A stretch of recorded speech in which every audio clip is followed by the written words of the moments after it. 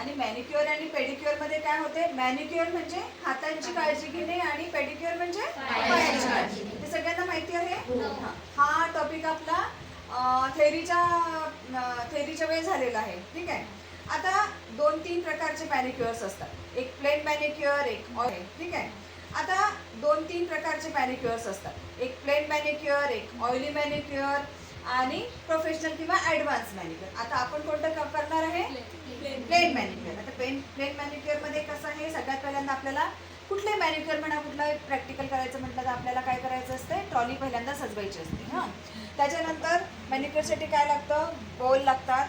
एक छोटं बोल लागतं. ह्याच्यामध्ये ऑइल घेऊ शकतं किंवा क्रीम घेऊ शकतं. ठीक आहे. आता सगळ्यात पहिले आपण हिच्या जे नेल्स आहेत, नेल्सकडे बघायचं आहे की नेल पॉलिश लागलेलं आहे किंवा नाही. लागलेलं असेल तर तुम्हाला पहिले शॅम्पू मिश्रित पाण्यामध्ये हात टाकायच्या आधी ते काय करायचं आहे? आपल्याला रिमूव्ह करायचं. एवढं सगळ्यांना माहिती आहे. हां, आता हे काय झालं आहे? नुसतं गुणगुणित पाण्यामध्ये हिचे आपण काय टाकले? हात टाकले. पण त्याच्या आधी काय करायचं आपल्याला? शॅम्पू. कोणता शॅम्पू? Plain shampoo. ठीक आहे.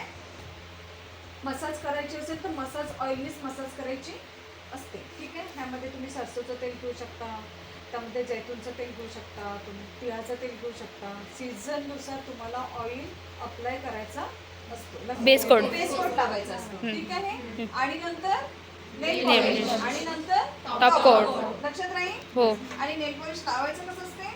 3